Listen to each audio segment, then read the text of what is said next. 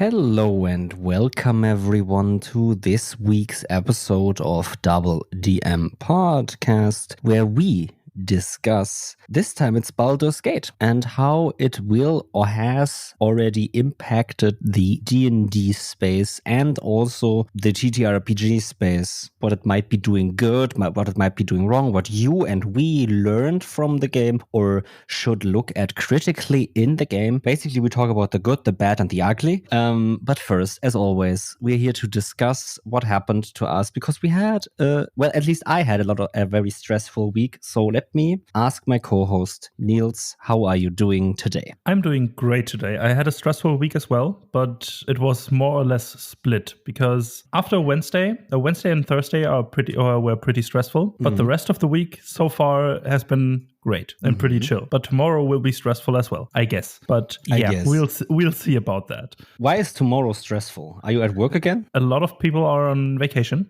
Obviously. As per usual, right? Yeah, just you know how big our store is. Yeah, I know how big your store is. Being there on a Saturday evening with 4 to 5 people, including the cash registers, is a shit show. Truly is a shit show. But yeah, it's fun, very fun. If you only have 2 people who can operate cash registers and then being screamed at if you don't open new cash registers is always very fun to experience. Like I think that's even the worst part, right? Like, at least when I walk into a store and look around or whatever, right? And I see that this store is understaffed, because you can clearly see if a store is understaffed. You can at least somewhat guess how many people are supposed to work here by the size of the store. And then there's only one person managing the shelves. There's 2 people at the cash registers. So something is wrong here, especially when it's supposed to be a very, very busy time of the day. So why even then, especially then? Obviously, you should never talk to service people like that, but especially then scream at them for not opening another cash register. With what worker? You know that they are understaffed because you have eyes. Yeah, in some way you notice if a workplace is understaffed or not. You notice that. But other than that, I had an amazing week. I was on Sunday, I went to the Ren Fair, and it was amazing. It was a lot of fun. We took some awesome pictures that I can show you later if you want. Yeah, just having a great time listening to some medieval tunes and watching people in armor bash each other with swords. Just hearing the clanking of metal against metal is delicious. It was really, really warm. So I think we had 31 or 32 degrees Celsius out. Not really a lot of shadow on an open field. So yeah, it was warm and sweaty, but fun nonetheless. Non-TTRPG wise, that was my week. How about you? Non-TTRPG wise, my week was stressful, as I said before, mainly because the project I'm working on at work, I know people have been hearing about this for the last 3 to 4 weeks, is nearing completion, or as of yesterday on Thursday, the 14th, it is finished. Well, more or less. Everyone that works in these projects and project structure knows how it feels when you are done with everything. And then after you've completed all the tasks that were assigned, all the things that were asked for, and you also presented the project to the people that will be using it and are already using it, by the way, someone comes along with another request, another thing to do, right? And I'm fine with that. I mean, it's my job to do whatever my superiors say.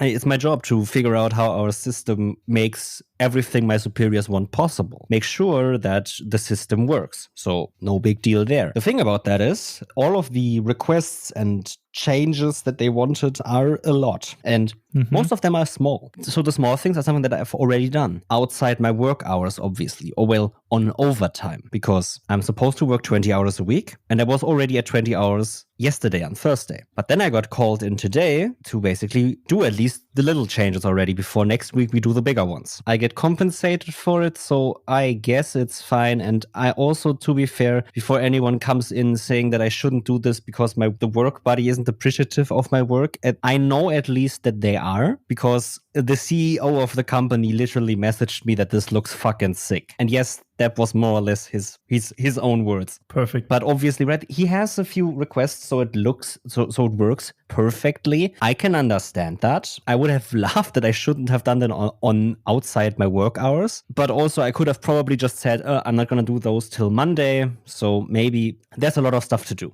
And I had to do a lot of overtime this week because, hey, programming crunch time is something that happens. Now I'm done for the week. So that's that. Mm-hmm. That's good. And as with that stress comes the TTRPG part of my week, which was none. Tuesday, we were supposed to have a recording of an actual play that then fell through because of sickness and some people forgetting that we're supposed to record, forgetting the process of recording. So we just said, okay, let's not do it. We don't have to stress ourselves that much. We have time for this. So we're going to take the break. Then Thursday got canceled as well, which was very good for me because I had to work in the office on Thursday as well, which I'm normally not doing. I'm normally only working on Mondays in the office, but Thursdays I was called in to do in-office work, so I got to the office, which would have meant that I probably would have had to cancel myself for Thursday's session because I was home at like 8 p.m. Okay. And our session starts at 6 p.m. So yeah, okay. That's no way I would have been able to make that. And well, I hope for something on Sunday, even though there is also sickness maybe preventing that from happening. So fingers crossed. And yeah, we will see. I'm hoping you have at least one session this week because TTRPGs are amazing. And always fun, blah, blah, blah. I deserve them. Yes, everybody does. I was supposed to work 18 hours this week. Out of the 20 I'm allowed, I have worked 30.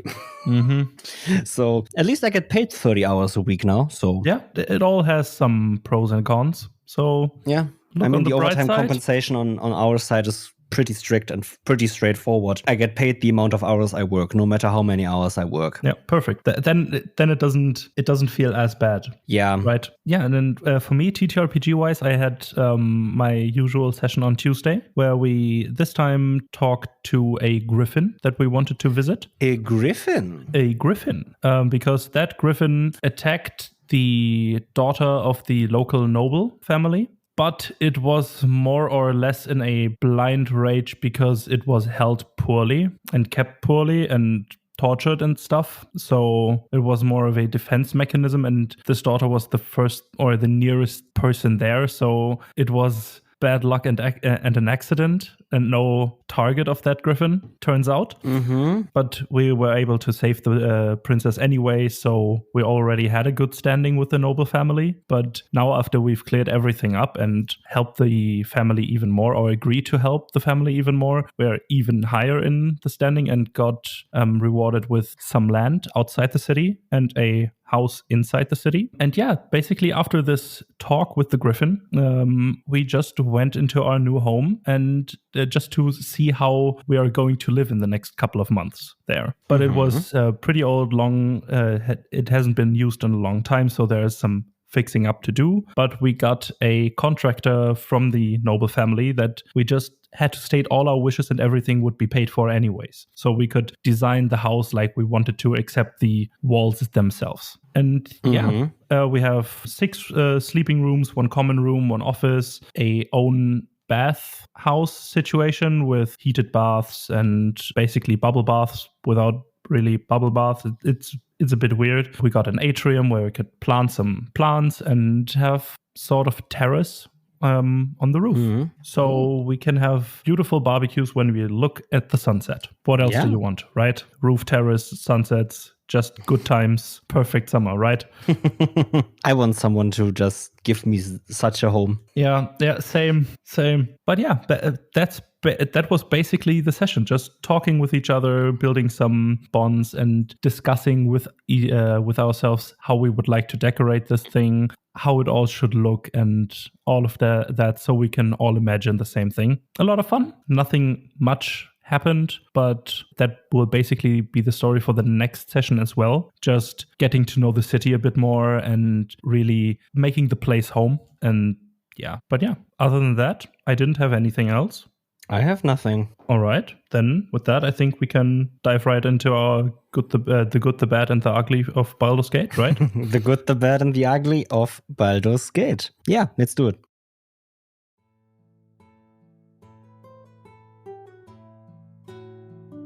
Hey listener, how are you enjoying the show so far? Tell us about it in whatever way you see fit. Go to our social media pages and add us or DM us about your favorite episode of the show. We would love to hear from you on what impact our show might have had on your home games.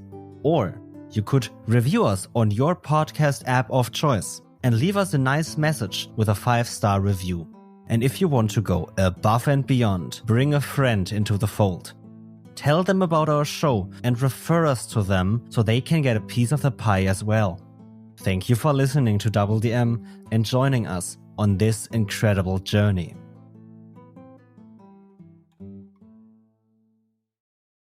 Niels, I have a very simple question to ask you. Obviously, it's always going to be simple. How many hours have you spent in Baldur's Gate 3 since it's been out, beginning of August? 130-ish. 130-ish hours. Okay. Yeah. Okay. I had 30 in the early access. Now I'm at 160, 170, something along those lines. Okay. Yeah, so 130 hours. So combined, we roughly have 300 hours in the game since release. It's been 1 month. At this point. And at the point of release of this episode, which is going to be like mid-September or something, it's going to be probably 400 hours between the two of us. Yeah. Something that Baldur's Gate is, well, it's the talk of everyone at this point. Everyone has heard of it. Everyone has played it. Everyone has at least perceived it. It's not possible to imagine an August 2023 without Baldur's Gate, basically. Yes. It's been on every website that somehow reports any kind of news that is related to nerding or video games. And let's be real, August is a big video game month in general. The Gamescom opening night live with Geoff Keighley is very important for the gaming industry because it shows new trailers, it shows developers on stage, it hypes up video games, especially for the winter market, which is important because you want to sell games in a few months so people can stay at home and play games. Yeah. But Baldur's Gate hit like a fucking meteor out of nowhere. Like people were always hyping up how good it is as a game in early access already. But no one expected how good this game was on release. And I mean, no one expected how good this game was. It is, at this point, I think, the 8th highest game on Steam when you look at concurrent players at any given point in time. And it is only beaten by AAA games and multiplayer games like Dota 2 and CSGO. And now, let's face it, CSGO and Dota 2 are the two flagships of Steam as a platform. You're not beating that. PlayerUnknown Battlegrounds is one of the biggest battle royales. It's the battle royale. Obviously, it has also more players. But Baldur's Gate is, next to Cyberpunk 2077, the only game on that list, I think, that isn't necessarily a multiplayer game. Yeah, and I think what's especially interesting in that is just the type of game Baldur's Gate is. The CRPGs aren't usually that big. Cyberpunk 2077 was an anomaly already as a CRPG. Yeah. Now that it is explicitly tailed by another CRPG, one that is completely different from what Cyberpunk 2077 did, this is a big revival of that genre. Yeah. Both of those games have shown that this genre isn't dead. With Cyberpunk 2077, it was expected because it was released by CD Projekt Red, who did The Witcher 3, which was the last big CRPG. But they're a different style, right? They're the first person or third person style game where you basically play the epic heroine of tales. Yeah. And Baldur's Gate, obviously you also play a big heroine of tales, the Tav, or however you want to call your Tav. It is completely different. And that is obviously because it is, well, just like Baldur's Gate 1 and 2, an emulation of the D&D system, or using that world. It is different. It is not a normal CRPG like Cyberpunk 2077 or Witcher 3, which are these, let's say, more mainstream-like games. At least that's what more people would probably enjoy. And Baldur's Gate is a complete anomaly. And I mean, Larian Studios, who developed it, didn't expect this kind of release. What I want to talk about is that they expected 100,000 players maximum. Their servers did not account for this. And Damn. So yeah, that's that. So Baldur's Gate is in hype. The complete gaming industry is hyped. A lot of TTRPG players are hyped about the game, rightfully so. But we're not here to talk about video games. We're here to talk about TTRPGs. But Baldur's Gate is a TTRPG, is a video game about a TTRPG, or a video game based on a TTRPG. And something that I think that has to come up in this discussion, that's why I want to have this discussion with you, is Baldur's Gate's impact on D&D as a space. What impact will it have? What impact does it already have? Because Baldur's Gate is the hype of everything, I would just want to talk about the game and how it relates back to TTRPGs. Not it comes from TTRPGs, everyone knows that, or it comes from D&D, but how does it actually maybe change what we know about D&D, how we play D&D, or how we perceive D&D. So let me get right out of the gate with a question for you. You've enjoyed Baldur's Gate. That's for sure. Yeah. This question is completely out of the ordinary, I would say. Do you enjoy it more than playing D&D? Yeah, I just like playing D&D more with my friends. Because just the amount of things that I can do in Baldur's Gate are still limited by the code, because you have to code something in for it to work in a video game, or have to program it. And in D&D, you can work your way around the rules, or work your way around certain obstacles in a way that no one really anticipated, because of the improvisation skills of everyone at the table, because they can work with the prompts that you as a player give your GM and the other way around. And a video game can't do that. They can give you certain things and ways to interact with these things, and how the world reacts to those interactions. It's fairly limited, or it's not as limited as most role-playing games. I think it has a lot more options for you to interact with certain things. But a TTRPG session in person, or on through Discord, or with your friends, or whatever, is way more creative and way more interactive anyways. Yeah. Just because of the amount of possible interactions that you can have, which are infinite, because however you want to engage with a certain thing in a session, you can engage with it in that way. And first of all, I agree, obviously, right?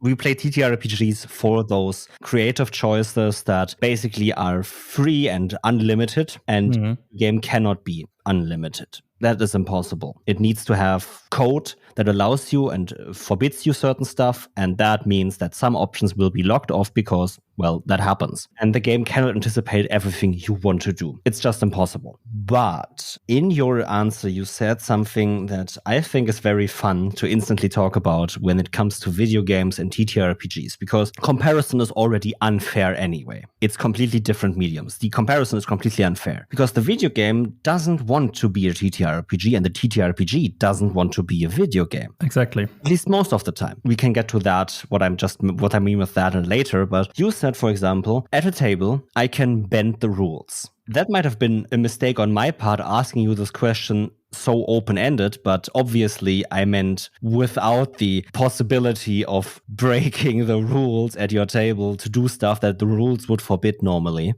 taking 2 actions on your turn. First of all, right, most GMs don't allow that anyway, because that's a big thing to most people apparently. But obviously I meant just playing D&D without the added social construct of playing at a table, because then it would always get unfair. Because then I don't imagine a single person saying, yeah, I like the video game more. Basically, the video game with added benefits. If you play at a table you enjoy. I'm only talking about the game itself. And please, let's take out rule 0 or the golden rule or the rule of cool, because that is the catch-all term for anyone that wants to do stuff that isn't necessarily depicted in the rules. We don't need to talk about rule of cool because obviously it cannot happen in a video game. No, I would still say playing a TTRPG I enjoy more than playing a video game, just because of the options that I can re-flavor or reimagining things. Yeah. I can describe how I want my fireball to look, even if it doesn't change the way it works. I can say this fireball that I shoot has blue flames. It doesn't matter. It has no impact if I shoot blue fire, green fire, or whatever the fuck. It doesn't even have to be fire necessarily, right? You could say my sorcerer twists the fireball spell to an ice blast spell. It still works like the fireball spell and maybe still does fire damage, but it looks like ice because that's the aesthetic I go for. Exactly. And this is a thing that you can not do in a video game because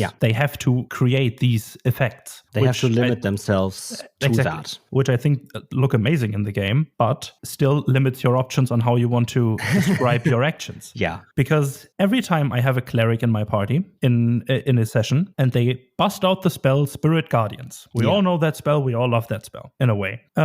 Every single person that I've played with has described it somehow differently. Some different critters, everything is completely up to your imagination. Yeah. And in the game, it's just, in quotation marks, just a circle of flying things. Flying orbs of light. Exactly. The customization options, even if you stick completely to the rules without rule 0 or rule of cool or whatever, are limited in a video game. And in a session, they aren't. Yeah. Because you can just describe how you want something to look. You can describe how you swing your sword, which spell you use, how you flavor that spell. If your dancing lights are just little twirls or a blue crackling flame that swirls around you, small disco lights because you play in an 80s disco era. I don't give a shit. That would be amazing, by the way. So I think with that, we are kind of talking about that the game is limited to some kind of vision by someone. That is not you. And that is one of the main focuses of TTRPGs, right? You control the vision. You as a game master control the world. And even you as a player can ask your GM to change something about the world and maybe even take control yourself, right? You control a vision, your vision, and those around you. In a video game, you will always have a guided experience. It is impossible to not have one. Exactly. Looking at this, as a GM, you are also guiding an experience at the table. What the game does really well is emulating that feeling of I am a player at the GM's table as best as a video game can. Because the narrator, Amelia Tyler, does first of all a great job of speaking like a GM would, basically talking to you directly as if you would have her in your head about every other person to you. You sense this creature has, right? This is what a normal GM would say. And it sounds just like a GM would talk. The same goes for the unprompted rolls, basically, I'm gonna call them. The survival checks, the perception checks that you do, the saving throws that you do while you're just walking around on ground and you're like, oh, I failed my perception check on every single member. What the fuck is happening, right? That is exactly how it is at a table. Your GM just asks you and you roll. And you as a player, you know you just rolled. You know something just happened, but you don't know what. Exactly. And I think that this feeling is conveyed pretty good in the game when you all fail that perception check or survival check. It feels like the GM is just rolling some dice behind the screen, ask you, what's your passive perception? You say, for example, 15. Okay, cool. Don't worry about it. That's actually something we're kind of going into the topic for today that I wanted to, one of the three things I wanted to talk about, and that's the stuff the game, Baldur's Gate, shows us about D&D as a system. It doesn't use passive things, right? You still roll that perception check, even though passive perception would be applied here. That's something actually I find very interesting because the game Baldur's Gate shows us that passive perception just isn't engaging and fun. Because now the thing is, right, the game, if it would use your passive perception, it would literally not do anything. It wouldn't showcase you it wouldn't prompt you with, oh, you failed the check because you didn't roll anything, that nothing happened. And that would be, for a video game, definitely less engaging, less fun. Hell yeah. And I think the same thing goes for when people don't use passive abilities or passive skills in their games. They're thinking, this isn't necessarily engaging because, right, most GMs write down the passive perception of the player characters anyway. So you're never asking them, what's your passive perception in the best case? Already asking them is prompting the players to think something's up. The best thing you could do would be not ask them and just know the thing. But at the same time, you're feeling like, well, right, if my players are not perceiving what's happening, it is not relevant to the table. Asking them to roll is a lot more engaging, even though when they all fail and nothing happens at the end. It throws in that extra engagement. Actually, let's say it throws in that extra illusion of engagement because there is no engagement actually. Because, right, they failed. They didn't perceive anything. And now that can be a good and a bad thing, but it definitely shows that passive skills, even in a video game, aren't that fun to use. And I think that the passive skills, while the idea is very cool of something that when the players are currently not actively doing something, they don't have to roll a dice. I like it when the game basically tells me this is a way for the players to roll less dice and focus more on their role play or more on their interactions and engagement. But at the same time, in a game like D&D, that just takes a lot away. I think the idea is great, but the solution or the way it's handled is shit. And the game just showed me that I'm not going to use passive perceptions because I like it when my players roll. Just the reactions of your players to being prompted to roll is just invigorates the table sometimes. But at the same time, you also don't want them to metagame. And at the same time, right, we said in our metagaming episode that metagaming isn't bad, but also this is an instance where metagaming can get bad because you prompt your players to roll, all of them fail, and now the players make their characters be more alert, even though the player characters shouldn't be more alert. And I think this is a fine line to walk, or a line that I try to balance between asking my players to roll and using passive skills. Because what I like in the passive thing is that something happens without them needing to be suspicious or me prompting them to be suspicious of something. Yeah. And when there is a big difference between passive skills, is something I like, because when you roll, everybody can roll high or low. There is a big variety. But in the passive skills, it's pretty clear who is better or who is worse in that certain category. That just gives me something to say, your character, notice something specific. The others don't.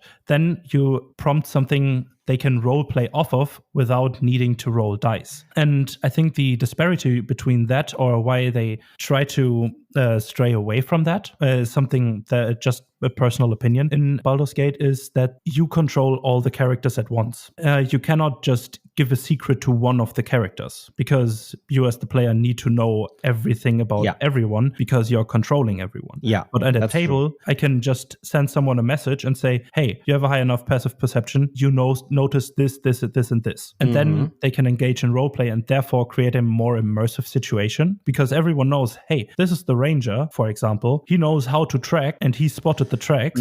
But if he doesn't see anything, sure, there isn't anything, or something along those lines. And then you can send the player of that ranger, hey, you figure out, there are tracks, but not of the things that you're looking for. But for example, there's this, and this. The player that plays this character can decide how to interact with the information that they got. Passive skills definitely show you who is generally more skilled at something. And that is a good thing. But at the same time, right, I'm thinking, let me ask you this, when you use passive skills, because I do it as well this way. And also I'm going to say, I'm going to keep using them, but maybe find a different way. I still have to mull over that. But right, the game just shows me that when I basically just do everything behind my screen, it isn't necessarily that fun for the table. But when you use passive skills, do you go looking at who beats my DC or who has the highest? I usually go after who has the highest in a certain skill.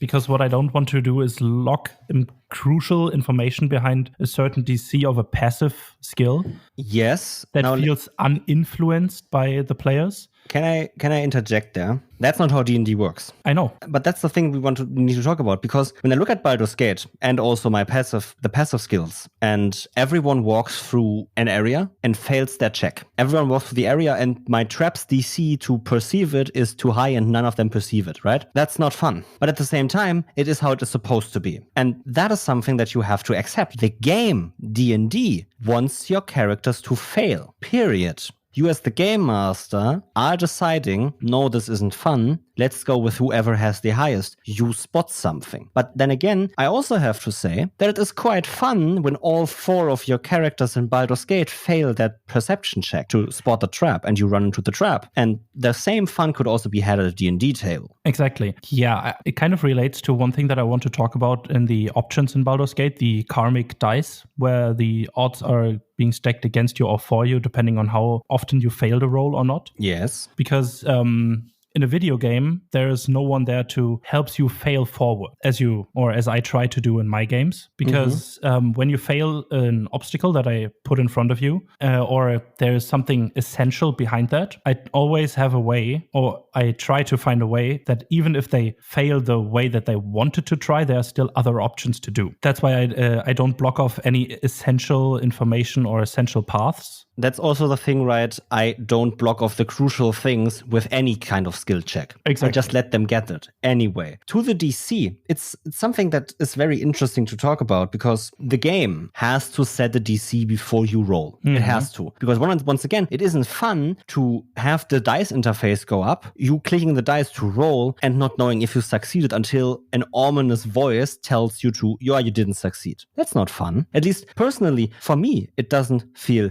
like fun in a video game. At the same time, at a table, I don't have a big problem with not knowing how hard the check is. But I'm thinking about maybe I should start telling my players the DC before they roll, because then they exactly know the odds, they exactly know how this check goes and stuff like that. And I mean, they have just a different managed expectation for this roll, right? Because when I ask one of my players who has an intelligence modifier of +4 to roll an intelligence check, but the DC is still 28, and they roll a 19 and go with 23 and go, oh, this is very high. And I'm like, yeah, it's still not enough. Right? They were feeling very good about that roll. And now the thing is why we as a base, as a group of people, as a community, whatever you want to call it, as game masters, more or less collectively decided to not name the DC is so that we have the option to adjust it downwards if we needed to adjust it downwards. And now let's be real, that's fudging. If you set the DC beforehand and then adjust it downward, that's fudging. So what most people do is they don't even set a DC and just go with what feels right. A video game can't do that. And it also shouldn't. But at the same time, I'm feeling to myself, maybe at a table, I should also not do it as a game master. Because saying whatever feels right, it might lead to cool, awesome story moments, but it also might block off story moments because I decided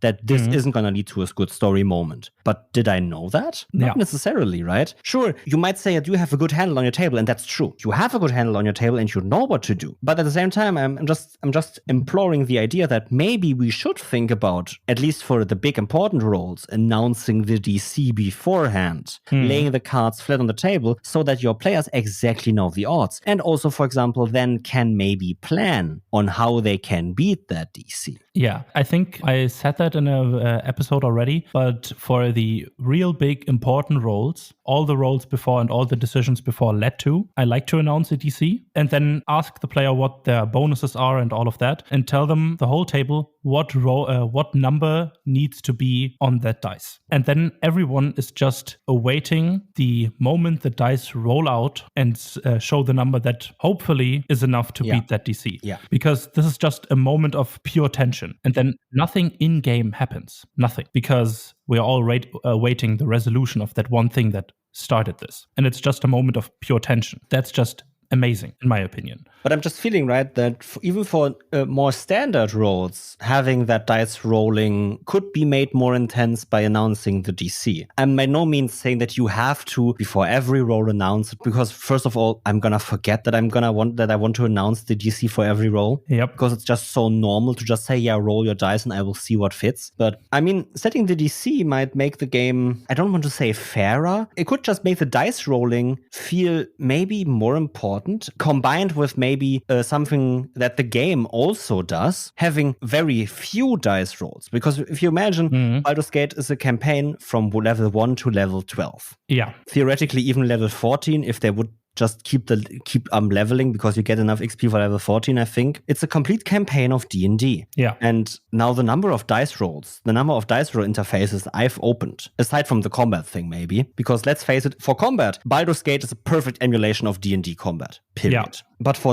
out-of-combat things, the dice rolls are like among the hundreds. Yeah, if even. Among the hundreds or something. I'm not talking about where the dice roll interface at least happens. Let's say the important roles that forward characters or story or plot lines or blah, blah, blah, blah, right? Like, that's not a lot for a campaign. No. That's not a lot, because that's like one dice roll every hour of the game. Or two every hour of the game. And when I look at how I play D&D at my tables, aside from combat, there's like 5 to 7 dice rolls an hour. Yeah. That's a lot more. And I think maybe what I learned from the game is I should let my players succeed more on stuff just because that's okay. Like, for example, one thing that is very, very easy to think about is climbing. Yeah. There's no climbing checks in the game. Yeah. And climbing is something that I think every GM has made at least their party do once in a campaign. You have to climb this rock wall. Please roll me 3 athletics checks and we see how much fall damage you take if you fail one. And I'm like, well, in the game, I don't remember a single time I really had to roll in the overworld to actually climb up the surface. My character just did it. Now, that's not saying you shouldn't do climbing checks at all anymore, but I mean, a lot of the times I think we could also just do without the rolls. And I think that's what Baldur's Gate actually showed us, because I think the people at Larian understood, while yes, the dice rolling interface they have is very fun, it also distracts from the game when you do it too often. And I think you can apply that same process to playing at a table. Yeah, I think the more easy, in quotation marks, or more standard things that every character could do if they rolled high enough, in quotation marks, for a pretty low DC.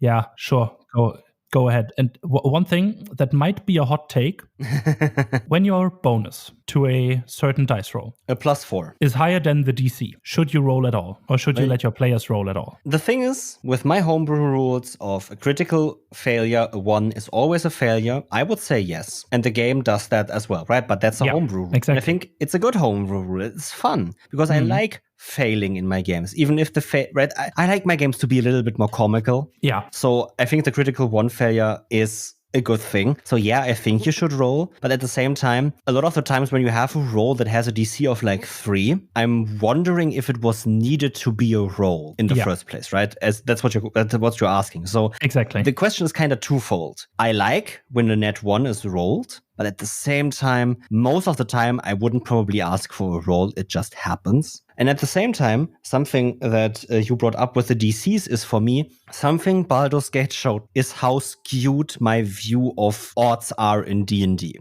And now this could be a personal thing, but I know the math. Every single dice side on a D20 has a 5% chance of coming up. I have a 5% chance of a net 1 at every single skill check. I have a 5% chance of a net 20. And then when I see my paladin that I'm currently playing has an intelligence of -1, and I make an arcana check with this paladin, and I see the DC is 15, what do you think goes through my head? Probably the same thing that goes through my head when at my tables I get asked to make a strength check with my -3 strength character. I'm going, yeah, this is easy. Exactly. I can roll a 16 or above. Right. Easy peasy. No problem.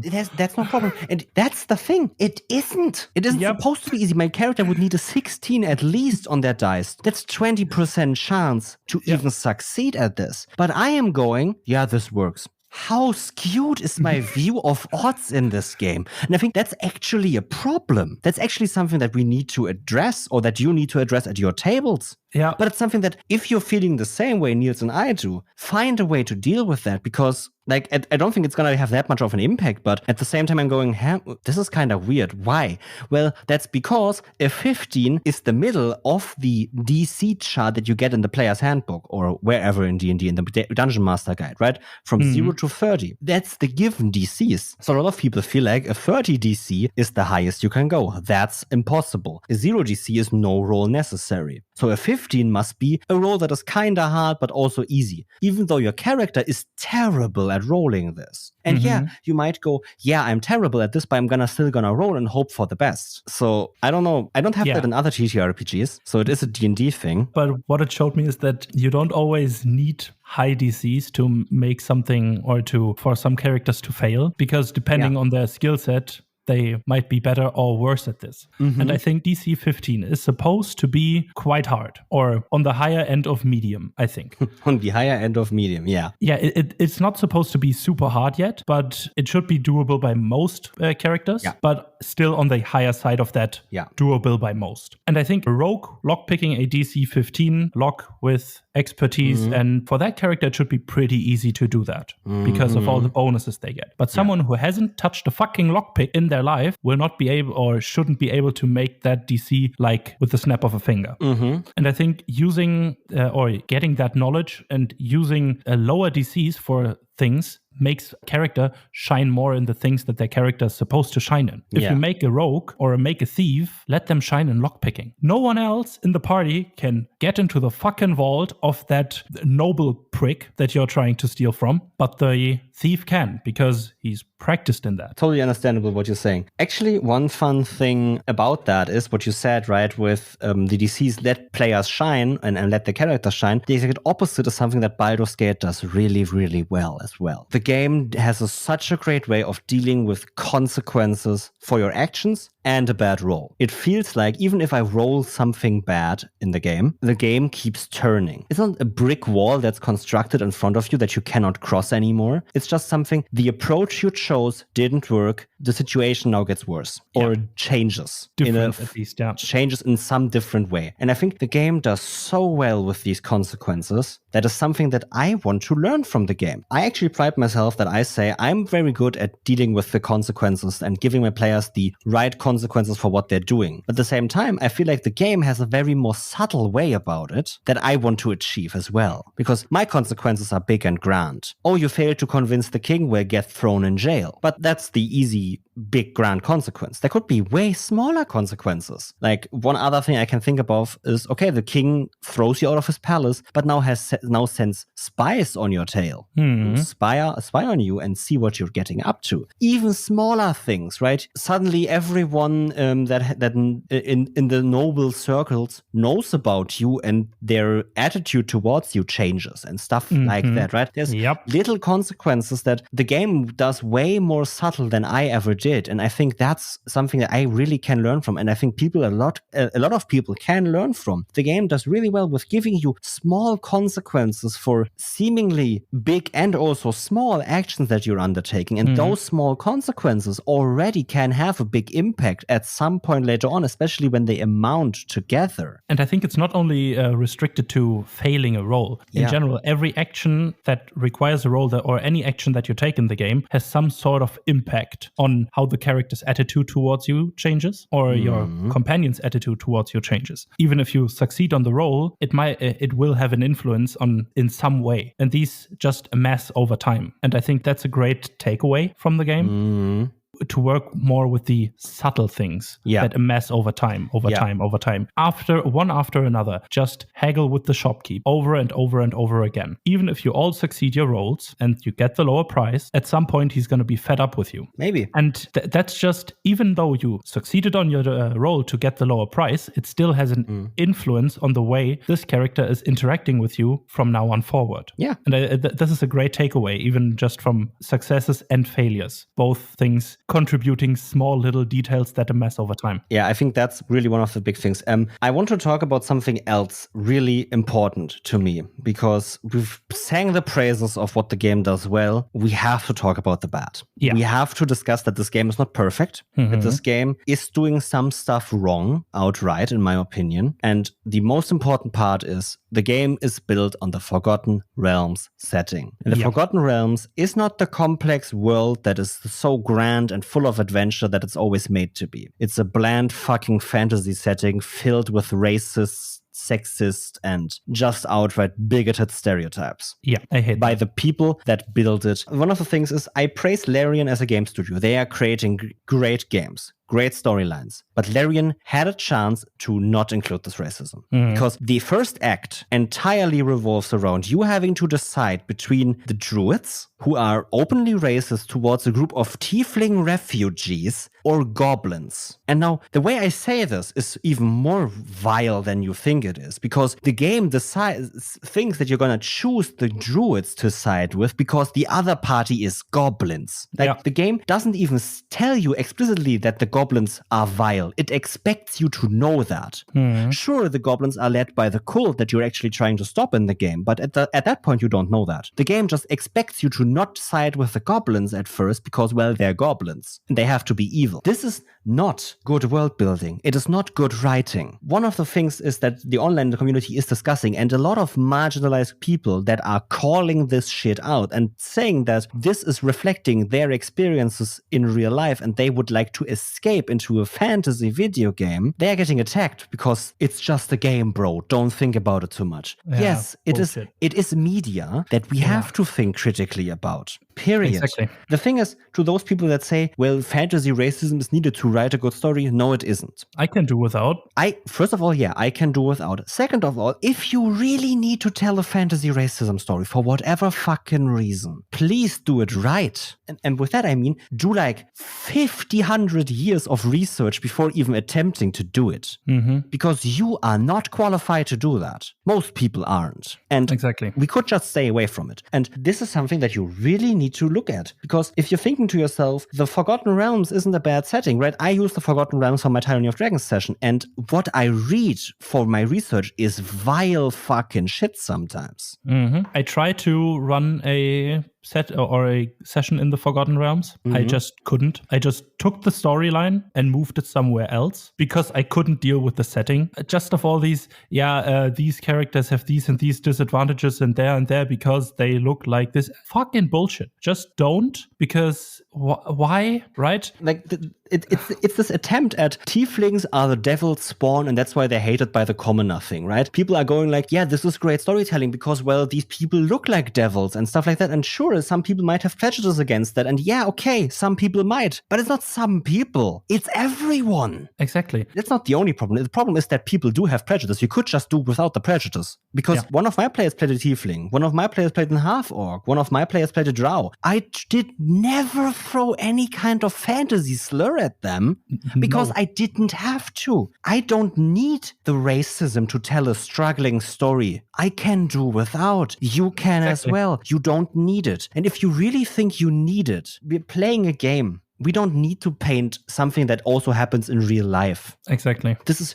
really the big thing. I don't know. And I don't want to take Valerian under a protective wing here, because I don't know how much creative choice they were allowed to change this, or if Wizards of the Coast and Hasbro basically forced them to use this. I don't know. And I don't want to make assumptions, because as long as I don't have evidence that they were forced to do this, I'm going to assume they did it by choice. That's what I'm just going to say. I will give them the benefit of the doubt if there ever is some evidence that suggests that they didn't want to do this but were kind of forced to do this, because otherwise they wouldn't be able to create Baldur's Gate 3, which would also be a very fucked up thing. And I mean, it would be on brand with some other things. With what Wizards of the Coast is currently doing, right? No, but the thing is, the first act is that. The first act is a question where you are supposed to choose the druids in the good playthrough, even though those are a racist fucking bunch. Yep. They literally don't want them there. They want them out because we don't want tieflings here. We don't want your bad omens that you're bringing by looking the way you do. Like, it cannot be more obvious that that's a bad thing. Yeah, the other choice is goblins. And the game assumes that that's enough to make you choose the druids. Like, the goblins aren't racist. That's a good thing. Yeah. Sure, they're very vile and torturous creatures because of their leaders. Not because goblins are torturous beings. They're not portrayed in an evil way. They're portrayed as people we here in this camp. And yeah, they're portrayed as tribal and kind of minimalistic and primal. That's also a bad thing, by the way. So there's so many riddled bad things in this first act. Even though the first act is actually very cool, but it's also so much filled with this bullshit. Act 2 is very much better than that. Also not perfect, but great. And Act 3 has to start, obviously, with Baldur's Gate refusing any refugee entrance, obviously, right? And that was actually the point where I went, right? Because I played through Act 1, but in the third act, I was like, oh shit, this is really bad. Yeah. You know what the start of Act 3 reminded me of? No. The situation in Germany with AfD and shit. Yeah. Literally, some of the sayings that I heard from the Baldurians roaming around were some things that I could picture an AfD politician could say. Translate those things that they're saying to German and you would hear him in the current German political party system. Yep. And it's vile. You would hear them everywhere. About Act 3 and Act 2, they're both, in my opinion, more well written than Act 1, because Act 1's focus point is finding out what happened to you, and therefore it doesn't have necessarily that much of a clear, direct storyline towards the main storyline of the game, but focuses on this conflict between racist druids and vile, quote in quotation marks, creatures. And that's where it really runs rampant. And I think in Act 3, even though the talking points are also bad, they are handled in a way better storytelling way. Yeah. most definitely. That makes them feel a lot more real and complex, and not the druids are the good ones, but they're racist, and the goblins are vile, torturous creatures that you cannot side with because you're a good person. Yeah, I think such a basic shit storyline, period. Yeah, but in Act 3, it kind of fit better into the world. It didn't. Act 3, spoilers for Act 3 of Baldur's Gate, coming up ahead now. The thing is that it is deliberate by Lord Gortash, who at that point is controlling Baldur's Gate, to let those people not inside. So they are cannon fodder for his marching army. That's the thing. That's why it doesn't feel necessarily that vile and racist to, now I have to say this, to two white people. Yeah. The thing is, the storyline in Act 3 is deliberately set up so it makes sense that the people wouldn't let in the people, the refugees, because Lord Gortash orders them not to be inside because he has a clear purpose that is not, I hate outsiders, but I need cannon fodder for my army. Still, what some of the normal people say is bad, period, but it doesn't feel like it's just the game forcing you to... Exactly, because in that act, they don't force you to interact with the people that say these things. Yeah, I think that's the big thing, right? But in Act 1, you are forced to kind of interact either with the druids or the goblins or both. It's the main storyline, right? Exactly, but in Act 3, you aren't. You are. You should interact with Lord Gortash in a way. You're an observer of that conflict, and the conflict doesn't feel like it is necessarily only based in stereotypes, but rather in the actual vile and evil deeds of a vile and evil person who's currently in power, who you are already tasked to stop. Exactly. That's where it's at, I think. Yeah. Okay. We've talked about that, the racism, and you have to accept it. And to anyone who says we're interpreting too much into a video game, no, we aren't. We're interpreting way too less into this because it is media we need to look critically at. Anyway, one other thing that I want to talk about that is bad about Baldur's Gate, or not necessarily bad about the game, but bad what it showed me again in the terms of D&D. D&D and how it is played is a two-split system, because Baldur's Gate has done a very good job of emulating D&D combats. Yes. And that's good. Yes. It's fun. It's a fun turn-based combat game. But at the same time, when I'm thinking about how it has to look at the table, which it does the way it does in Baldur's Gate, is you have a deep personal quest that is gut-wrenching for one of the companions, and get to the big bad of that quest, and everything that happens is a complete big fight. You win the fight, and then the deep personal quest continues. You have D&D or Baldur's Gate, the story game, that gets broken up to then the combat game, and then combat is over, you jump back to the story game. And the same thing is in D&D combats. You have a big, deep personal story that is being told by everyone at the table. Oh, let's go combat. Let's just fight. Let's just whack each other with our swords and arrows. And then, oh yeah, right, we were deep in a deep personal storyline. You break the storyline with combats. And I'm not saying we shouldn't do combats when we play D&D. We should do combats. We should find a way to tie those combats way more into that deep personal connective story game than we're doing right now. And that's something regarding back to the first question that you asked me, is that I really enjoy more in a session, in a personal session, than in a video game, is I have the option to use my actions in combat to talk, interact with the people that I am fighting, and look maybe for a not so violent solution anymore, or in some way sway them or somehow interact with them, which isn't possible in the game, which I really, really like in normal TTRPGs. When we bust down a door and the guards of that place are starting to attack us because we are intruders for some reason and they want us out, my character can go ahead and say, hey, sorry about that, we're gonna go, see ya. Hopefully not, because we're gonna sneak in the back. But anyways,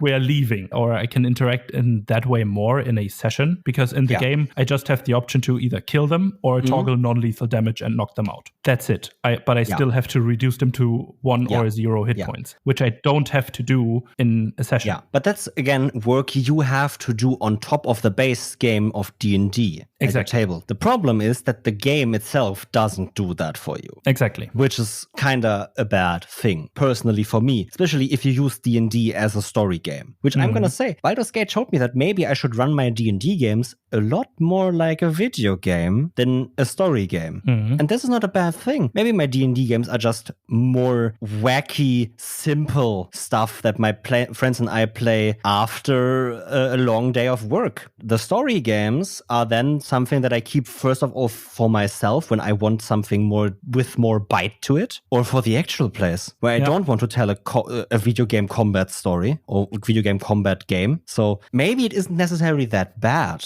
And I think personally, right, the big thing is Baldur's Gate has a very positive impact on the community. First of all, by bringing in new players, obviously, there are gonna be so many new players that want to play the game. But also, if you have a player that has never played D&D but has played Baldur's Gate, manage their expectations of how the game is actually gonna go. Because Baldur's Gate takes a lot of liberties that you as a GM either cannot emulate or the game doesn't do. And even though it is a very good representation, as good as it can be for a game of a TTRPG, it is not perfect. And you should manage the expectations. You should make sure that the people that play with you, that have the expectation of Baldur's Gate, same with the, for example, Mad Mercer effect, there's going to be a Baldur's Gate effect. Manage the expectations beforehand. Make sure it doesn't happen. Exactly. There's so much I didn't get to talk about yet on this episode, actually, because stuff I'm going to take away from Baldur's Gate is also, right, I talked about the consequences, but also, for example, how I think that inspiration should work for my tales. Oh, yeah, the inspiration thing is amazing.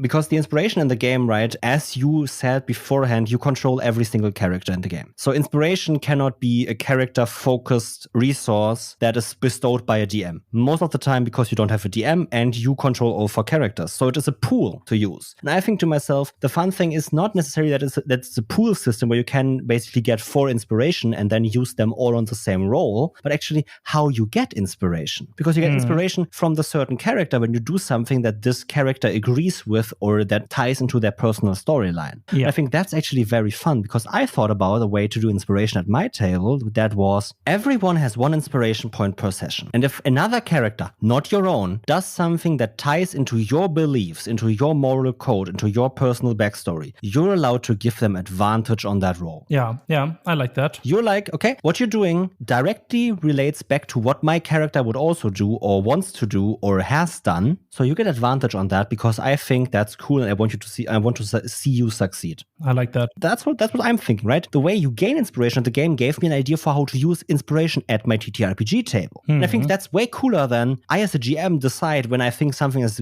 worthy enough of inspiration. Yeah. You as a player decide when something someone else does is worthy of inspiration. Yeah, it's way cooler. I usually stayed away from the inspiration thing in D&D because I don't want to support anything of favoritism or anything like that because I like my players all equally. I don't want it to feel like, yeah, because he's doing or he's staying in character the most, he's getting all the inspiration. Yeah. And that's the shitty thing that I always felt when I looked at inspiration might happen. So I just never used it. It just never was a part. But the thing that your characters or your players give each other the inspiration advantage, that's something that I will definitely try to implement in the game. But yeah, amazing. Yeah. Also, one thing that I'm going to take away from the game is writing characters and especially rewarding or tying in the backstories into the current plot line or into what's happening currently. Not into the plot line, actually. But for example, if your character is, for example, Niels, has a background in D&D of being a soldier. I think that should give you not just that should give you in certain instances a clear advantage when you're talking to another soldier. But also maybe that means mechanical advantages. I give you an advantage on your role instead of the weird background feature that everyone forgets. You could just say, well, when you're a soldier and you're talking to another soldier, you understand them better. Your insight check DC is lowered or your deception DC is lowered or you get advantage on your role. Like that's something very easy to do. I think it could just reward players for especially creating a deep character that has certain aspects to themselves that they can then use in game, and you as a GM then can reward them for putting into their game. That's pretty cool. The other big game that Larian Studios did, Divinity, always these special tagged options in a talk. I always like them because that's something that only your character or currently only your character can say. Because it just makes sense through the way you build your character. And this is just amazing. And I like that they put that into Baldur's Gate as well. And that's something that I will try to find a way to implement, just as you said. I like that really, really much. Yeah. to recap, I think when you've played Baldur's Gate as much as we have, which I know a few of our listeners are, I think you should look to the game and see what you can pull from it, and also what the game shows you, which you might not enjoy yourself, right? If you're saying, I don't enjoy this part of the game, how does that relate back to how I'm not enjoying that part in D&D as well? Or why am I enjoying the part in D&D more than the one I'm enjoying in Baldur's Gate? And that way you can basically what Baldur's Gate is doing is holding up a mirror for you in which you can actually reflect a lot on the game. I'm not saying that you should try to emulate Baldur's Gate in your next D&D playthrough, because that is going to go terrible. But the game is going to give you a lot of new perspectives on running games. And I think even if all of your opinions are, what the game doesn't work for me, I'm not going to care for it, maybe it still gave you another reassurance that what you're doing is right. Yeah, look to the game if you want to get new inspiration, because frankly, the game is just actually a great game with a few flaws that need to be discussed. It just has a lot of things that you can, I think, use for yourselves, or at least look at critically to understand what you want from games. And with that, I don't have anything else. No, I don't have anything else. So everybody, thanks for listening, and hear you on the next one. Bye-bye. Bye-bye. Thank you for listening to this episode of DoubleDM. It appears you liked this one. What we had to say and our advice helped you. Why not show us how we helped you in a rating, or even write a review detailing us how we helped? You can do this on the platform that you are listening on right now. It's just a few clicks, doesn't take long, and helps us out. It gets us out there and our advice into more ears of more people. Thanks again for listening and joining us on this amazing journey. Have a great day, and hear you on the next one. Bye-bye.